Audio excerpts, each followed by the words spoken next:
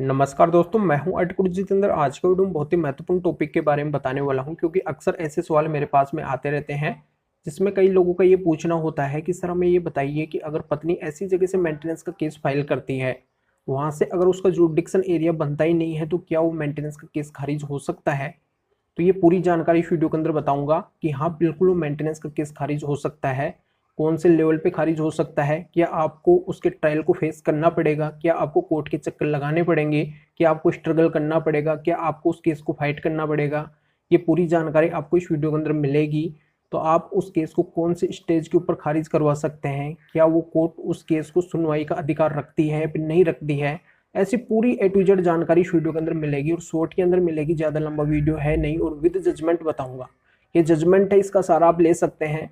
अगर ऐसी जगह से पत्नी ने मेंटेनेंस का केस फाइल किया है तो आपको बिल्कुल भी उस केस के अंदर जाने की आवश्यकता नहीं है। उस केस को है जो आप इस लेवल के ऊपर खत्म करवा सकते हैं।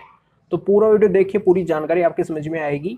पहले इस वीडियो को लाइक कर दीजिए और इस चैनल को सब्सक्राइब नहीं किया है तो सब्सक्राइब करके बेल आइकन को भी दबा दीजिए। तो चलिए शुरू करते हैं। तो दोस्तों, यहाँ पे इस जजमेंट के अकॉर्डिंग क्लियर कर देता हूँ और बेसिक जानकारी ये भी बता देता हूँ कि बहुत बार क्या होता है कि पत्नी पति के ऊपर ऐसी जगह से भी मेंटेनेंस का केस फाइल कर देती है जहाँ से उसका जुरिडिक्शन एरिया है जो बनता ही नहीं है। तो उसका मकसद होता है पति को परेशान करने का। बहुत सारे मामलों के अंदर ये देखने को मिला है, मैं खुद नहीं बोल रहा हूँ, प्रैक्टिकली बता रहा हूँ कि ऐसा भी होता है। पर आज के वीडियो में विशेष अपन चर्चा कर रहे हैं मेंटेनेंस केस की, जिसमें है 125 सीआरपीसी मेंटेनेंस का केस। तो सीआरपीसी 125 के अकॉर्डिंग पत्नी अगर रेगुलरली कहीं पर रह रही हो, वहां से मेंटेनेंस का केस फाइल कर सकती है। यानी काफी समय से अगर रह रही है, वहां से मेंटेनेंस का केस फाइल कर सकती है। या फिर पत्नी लास्ट टाइम पे अपने हस्बैंड के साथ में रही हो, जिस पैलेस पे रही हो, वहां से मेंटेनेंस का केस फाइल कर सकती है।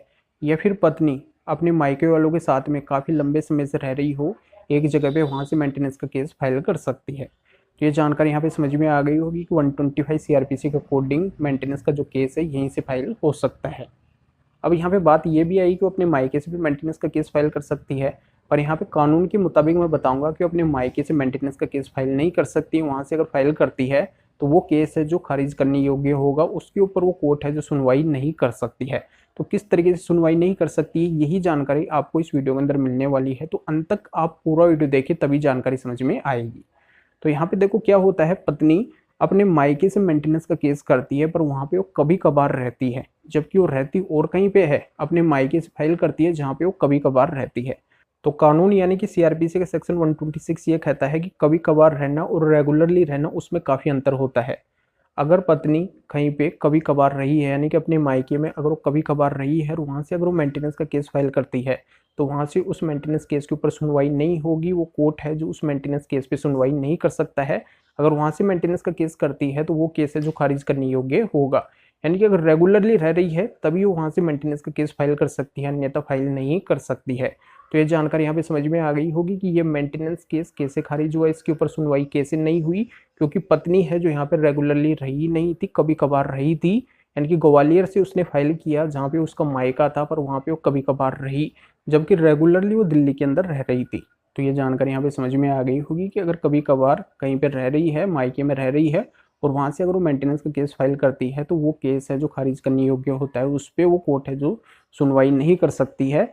ये खुद कानून कहता है, सीआरपीसी का सेक्शन 126 कहता है। इसका हवाला आप दे सकते हैं और ये बहुत ही इंपॉर्टेंट जजमेंट है। इसका लिंक है जो इस वीडियो के डिस्क्रिप्शन दिया गया है, वहाँ पे आप क्लिक करके इसको अच्छी तरह से रीड कर सकते हैं। आपके अगर मामले से मिलता हुआ है तो इस जजमेंट को यूज करके फ़ायदा भी उठा सकते हैं। जानकारी समझ में आ गई होगी तो वीडियो को जरूर लाइक करें और शेयर भी करें, जो लोगों को भी जानकारी का पता चल सके। तो फिर आगे मिलेंगे आपसे नए वीडियो नए टॉपिक के साथ में। आप सभी का बहुत बहुत धन्यवाद।